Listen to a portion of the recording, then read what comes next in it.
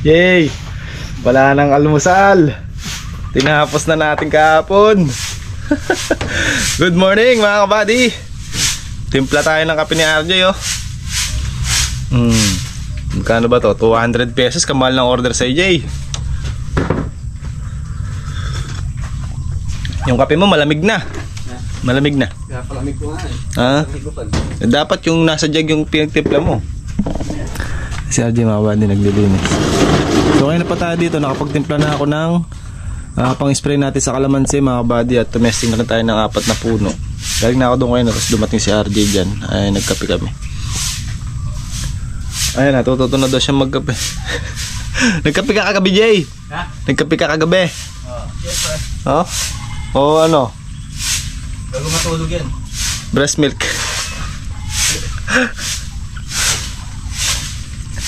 Ay. Ano ang daily routine ni RJ pag umaga oh? Dati ako eh, kaya si Harvey eh. Si Kaka. Ngayon puro si RJ. Rotation yan. Ano yan? Tag ito? Ano yan? Yung tawag sa pagkagising mo ang Morning routine. oo. Sige. Mag-spray tayo ng pampatanggal ng ano mga kabady. Nangungutim kasi yung dahon. Kaya sprayan natin yan. Ay nakatimpla na. Tapos pag nangyari tayo dito bukas, ay hindi pala pwede bukas, may pitas. Kung ano eh yung kabila rin, sprayan natin. Ito muna unahin natin sa tabing kubo. Or kung wala hindi masyadong gagawin ngayon, di pagkayari dito, lipatan yung kabila. Maghapon yan. Dahil ito, nasa 4 na oras to eh. Tsaka 4 na oras din yan. 8 hours.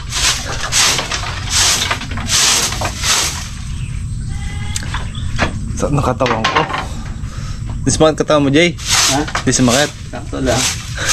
O wala nang isasakit, nasakit na lahat. Sanay na. Sanay na eh. Kung kailan tapos na, tsaka sumakit yung katawan ko. Okay.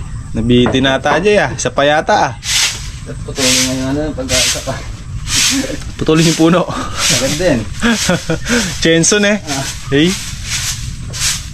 Chensuhin. Chensuhin. Para mong chinenso yung leeg ng mga bata nun Jay.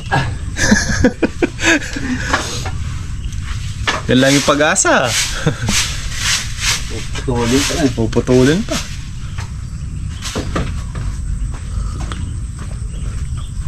Hindi lang pala yung mga bata ko, pati yung mga bata ni Kuya Rodel pala.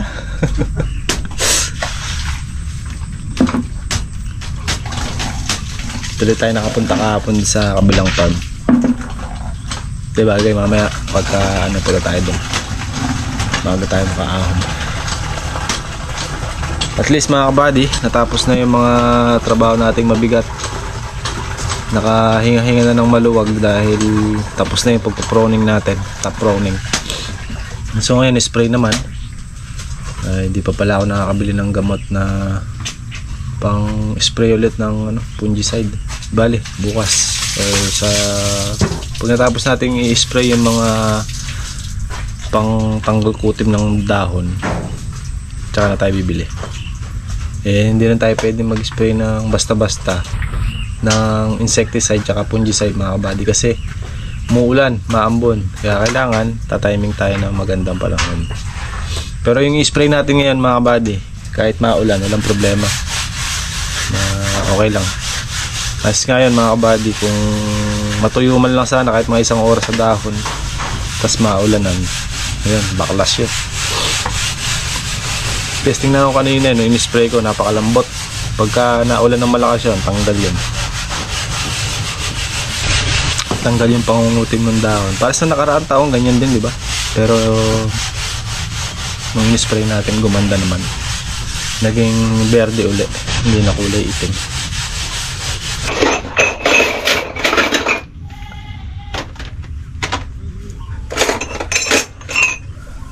Mga body, galit na si RJ.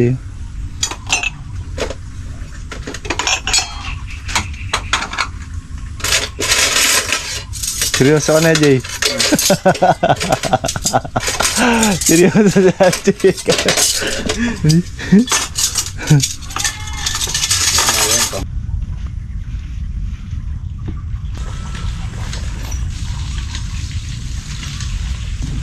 Ito. Malating-ting na. Ayan o. Violet. Purple. Ito mga kabady o. May mga patanaw ng paunang bunga. Ito na yung mga kanilang pamulaklakan. Ayan o. Yung iba kasi maliliit pa kaya hindi pa nakikita ito. Palabas pa lang. Pa ganun pa lang sila dito. Pero marami yan mga kabady. Sobrang dami. Ayan o. Yan yung kanilang pinagmumula ng bulaklak at nagiging bunga. So yung ito po, yan o, malating-ting na yung size nila. Ayan, kapal o. Kailangan natin lagyan ng bubong ha. Nagsasapot-sapot na sa taas o. Kailangan natin lagyan ng letting dito kahit 3 linya lang magkabilang gilid. 3 linya, tapos 3 rin dito kahit wala na doon sa gitna para hindi sabong-sabong dyan sa gitna, sa taas. Ayan o, sabong-sabong kasi dyan yan eh. As ang ganda ng talbusan nya, mataba, malusog. Ganito yung dapat binababa yung umaakit sa posting ganito kasi pag namunga siya andun sa tuktok dun, di maabot. Kaya lang kumisan di na maasikaso. Kaya pagka namunga siya nando sa pinakatore, hirap abutin.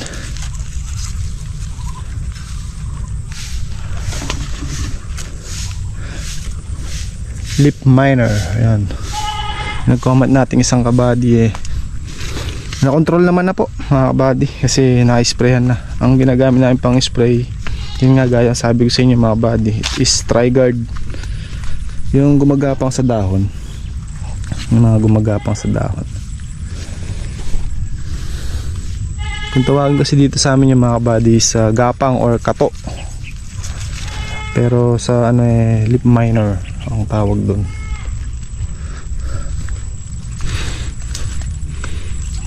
Tingnan nyo mga kabady yung panalbusan nyo.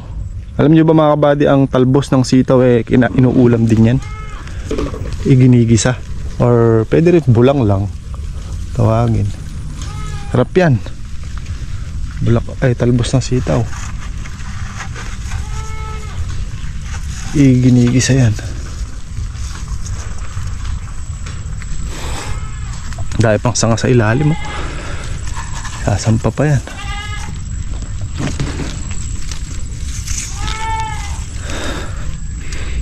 Daming bulaklak mga kabady na nakaabang na. Mga bandang 15, marami na yan.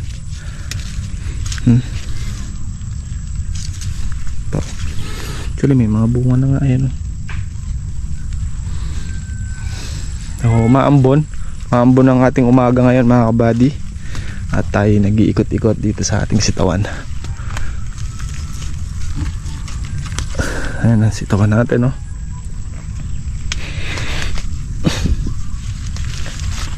Kung makaabsuelto lang tayo ngayon, ay posibilidad na maganda-ganda rin yung magiging kita natin pagka di tayo nabutan ng ano, or wag muna sana. Itong sitaw naman natin na to mga kabady, sugal din to kasi alam naman natin dito mga kabady na inaabutan to ng tubig, pero gaya nga na sabi ko eh, lakasan lang ng loob yan. Sabi nga hindi, pag bumaha lesson learned mga kabady, lesson learned pagka bumaha. Ngayon pag naka-absuelto sila biyaya, di ba? Sabi nga hindi mo naman malalaman talaga yan pagka hindi mo sinubukan. Kaya wag tayo matakot na sumubok ng sumubok, kasi pag hindi ka sumubok hindi ka magkakaroon, hindi ka rin mawawalan. Ngayon pagka sumubok ka, may posibilidad na mawalan ka Pero pagka sinuwerte naman or nakachamba ka, eh maganda yung kapalit, di ba? Kikita ka. Kikita yung puhunan mo. Kikita yung kung ano yung nilabas mo, di ba? Pag di ka sumubok, yun lang yun. Kung halimbawa ang inaano mo ay 10,000, pag hindi ka sumubok 10k pa rin yun, pero may posibilidad na mabawasan kasi pag nagastos mo, di ba? Pero pag sumubok ka, maaaring yung 10k mo dumoble or tumiple or higit pa, basta naka-tiyempo ka ng maganda-ganda. So ayun yung ating mga sitawan. Pakita ko muna sa inyo mga kabady sa isa. As yung upo natin nandun. Plano kong tansian na ngayon. Maakyat na. Dito muna tayo sa upo. Ito magmula dito, ito yung upo natin mga kabady dito. So magmula dyan hanggang doon sa dulo na yan, may upo yan. Ayan na sila. Bali na proning na ni Kakayan mga kabady, mga talbos. Tinanggalan na ng talbos yung kapagleting na pala si Kaka eh. Ito didingdingan na lang. So yung mga talbos kasi niyan napunta dito yan sa baba sa sinampan ni Kaka nung minsan kasi nga may tubig.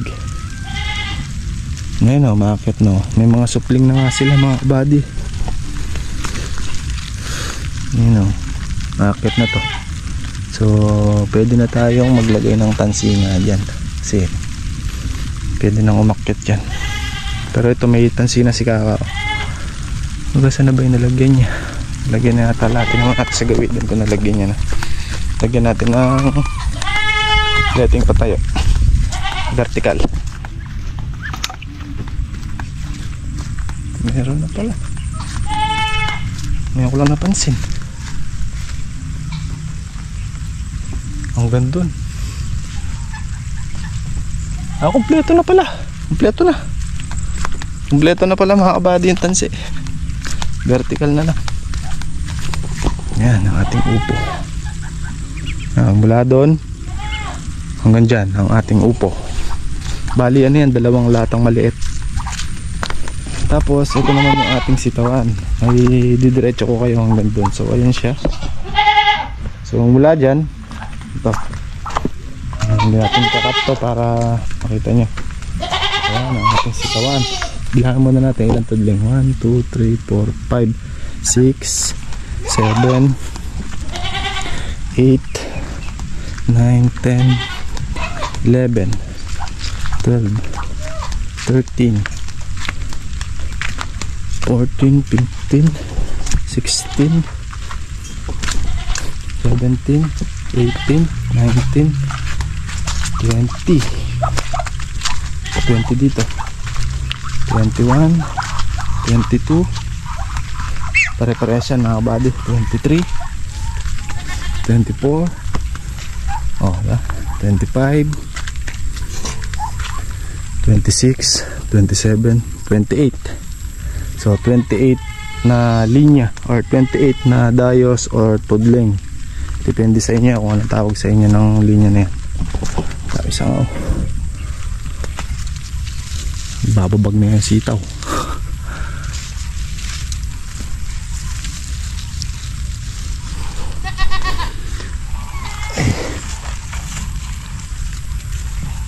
Kasi natin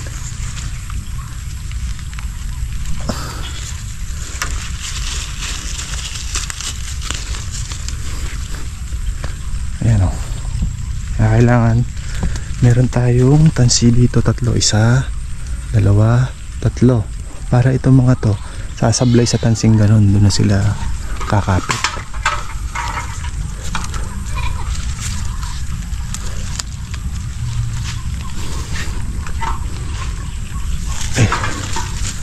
So 28 tudling lang pala, kala ko 29.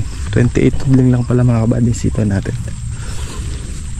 So halos lahat naman pare-parehas. Ang hindi lang itong pinakagilid, parang mahina itong pinakagilid, pero maganda rin naman oh. or madalang lang siguro yung tanim ko dito. Pero dito lang parte. Ito kasi bugbog sa tubig to eh. Kaya kung papansin nyo, medyo dilaw-dilaw yung dahon kumpara doon. Ito, ano to ng tubig eh. Nabababaran ng tubig. Pero buhay naman. Hindi naman ano mga kabady. Hindi naman mamatay. Buhay pa naman. Pero iba lang yung ano niya, dating niya kumpara doon sa Gawidon. Yung kasi medyo mataas doon. Pero may bulaklak na rin. Ayun o. Kaya medyo petong talbos dito. Pero okay lang. Praso lang naman. So doon na tayo pinatabaan to mga kabady 2 beses. Panay ano lang, dilig lang mga kabady. 2 beses pa lang tayo nag-abono. So hindi na kayo mag-aabono dyan. Dahil taglay pa rin ng lupa yung abono nung ampalaya nung nakaraan. Tsaka may chicken manure din yan mga kabady. Pero hindi pa naman talab yun. Matawa si RJ. So pang harvest na yung saging natin mga kabady. Meron kaming nakapahinog kasi yan, dalawang buwig pa. So tsaka na pagka nahinog na yun at naubos, hindi sabay-sabay. Tumukod na yung bayar namin ng tanglad. Nag-stop na. Pass muna daw. Every other day kasi mga kabady 30 kilos yung binibigay namin. Ang presyo is 15 pesos per kilo. So kahapon, dapat walang order kahapon eh. Wala nang magawa dahil nakapitas na, nakalinis na, nakabundle na, nakatimbang pa. Kaya no choice, dadalhin niya na yun. Pero last na muna daw yun. Nagro-ronda yung mga bibi oh. Hila. Spray na tayo mga kabady. Ilalatag muna natin itong hose. Hoop! Okay. Latag muna natin itong hose mga kabady. Turo natin mag-spray siya. Si RJ umihila ng hose sa dulo. Galing kasi itong hose na to sa pag-i-spray ng okra, kaya nandun yung hose natin. Ipunin mo muna dyan. Ipunin mo yung hose dyan.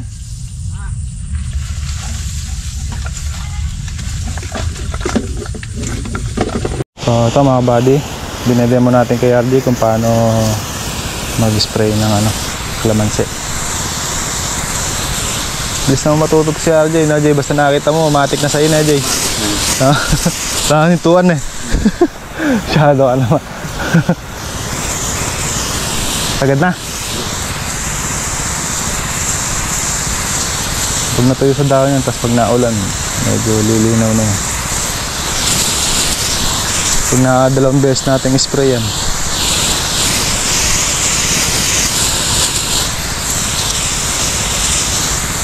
kailangan talaga tiyaga tsaka sakripisyo na Jay. Bonus na lang yung kagwapuhan eh. Sipag at tiyaga. Diskarte. Bonus na lang daw yung kagwapuhan. Sagad na yan pagkaling.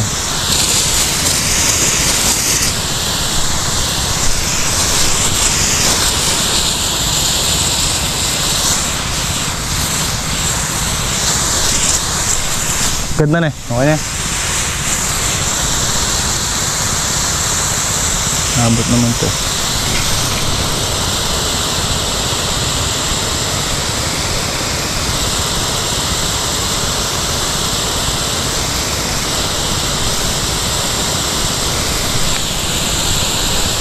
Ito mga kabady, yung kalamansi dito hindi na masyadong makutim ang dahon nito, hindi kagaya ng kabila.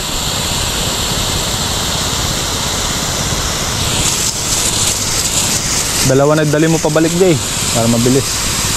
Dalawang tudling o isa lang.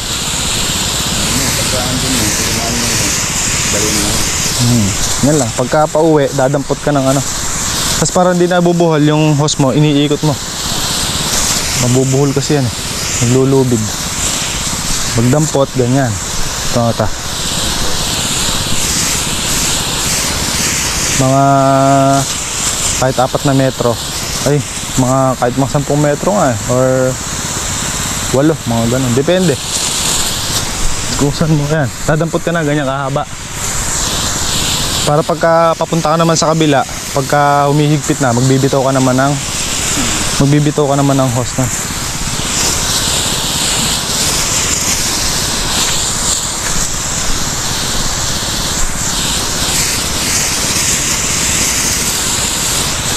Lalabas pa natin yung mga yan.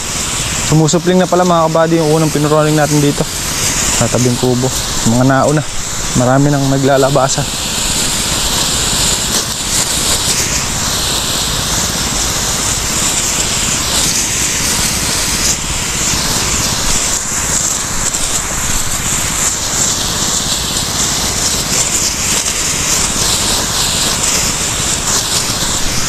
Pantay na, Nejay. Dampot ulit.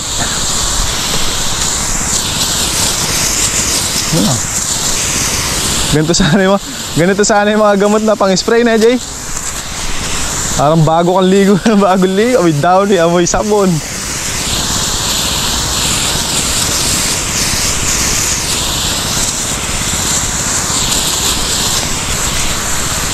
Tampol muna tayo na dalawang tudling na balikan para makita ni RJ paano pag-release ng hose na dala-dala natin ito.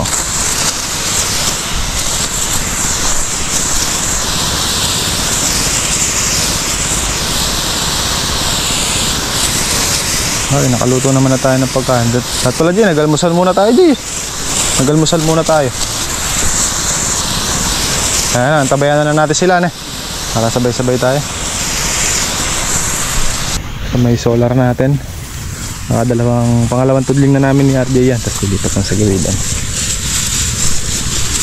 Iwan ko lang si RJ paano mag-spray tsaka paano dumampot.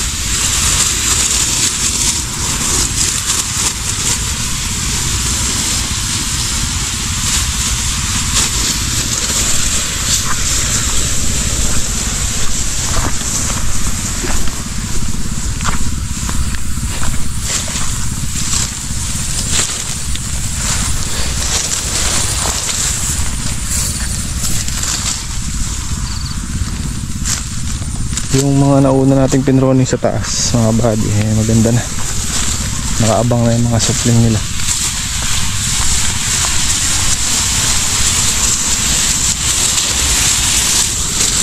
Ito sa inyo, supa natin.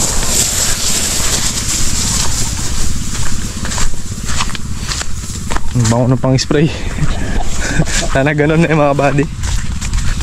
Ito natin sa nauna nating pinroning doon. Nakaabang na. Bilis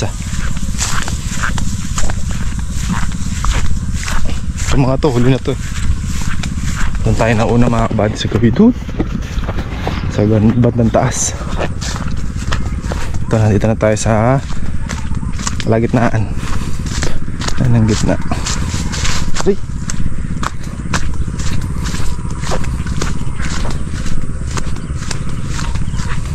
Ito yung mga nauna. Ito yung mga kabady, ano. Oh. Mga bago supling niya. Ano. Diba? Ang bilis. Pang 1 week ata. Masangal pa ito. Pang 1 week may resulta na tayo maganda-ganda.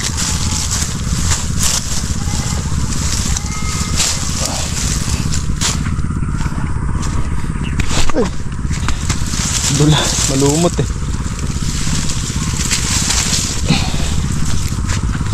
Ito mga kabady Yan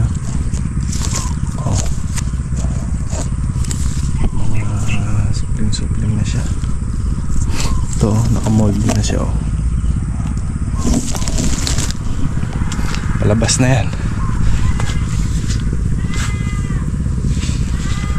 Tingnan muna natin si RJ kung paano siya tumawid sa kabilang linya para mag-guide muna natin siya.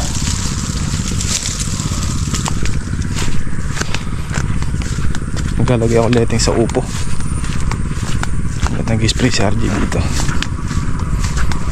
Pero kung ito yung gamot mga kabady, gamot pang spray dito sa kalamansi, kailangan may guide muna siya hanggang sa mayari. Since ano lang naman to, pang tanggal putim ng dahon, Basta ka kung ma-spray mong buo, paikot. Diskarte mo nga kung paano ko. Jay! Iniulan! Iniulan! So ayan mga buddy, pansinin nyo, yung dahon niya medyo nababaklas-baklas na. Malambot siya pagka tinamaan ng ng spray. Isang hagod mo lang. Kaya pagka matuyo muna sana dyan. Pero hindi na siya ganun kakutim, di ba? Ninyo, tayo na isa. Pag ginano ng daliri mo, kahit dampi lang, tanggal na. Matuyo muna sana. Pero ambon-ambon pa lang naman. Para pag naulan banlaw na siya. Tanggal ng bilis Ito na spray ito papunta dun Yung malambot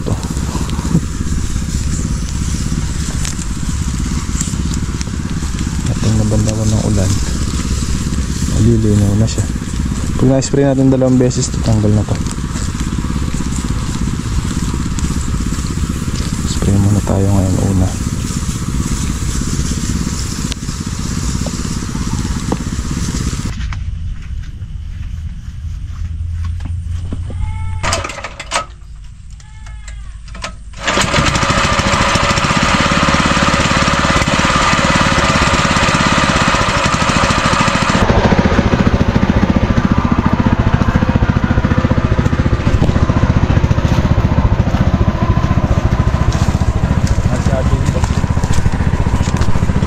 Kahapon na Oo. Ganado kayo ganado si RJ. Mambun pa. Kahit ano mangyari ka, tatapusin ko na. Tapos na.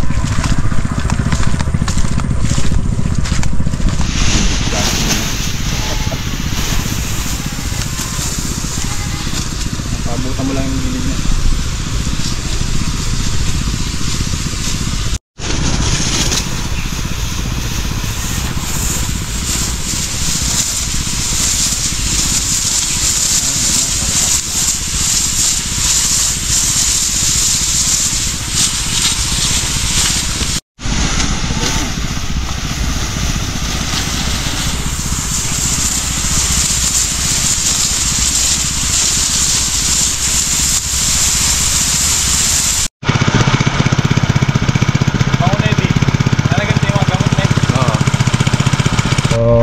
So mga buddy, sasabayan na natin si RJ. Dito tayo mag-spray sa extension para 1 day spray lang. Wala pala tong stick, nandun pala sa kubo. So at least na testing natin kung na-stuck kasi mga kabady, pero gumagana naman. At nagtimpla na rin tayo ng spray natin. So pumuna tayo ng stick mga kabady at makapag-umpisa na tayo. Nawala na yung mga naka-usli-usling ko yun, no? Ayan, ito na sila, Ariwanan maganda.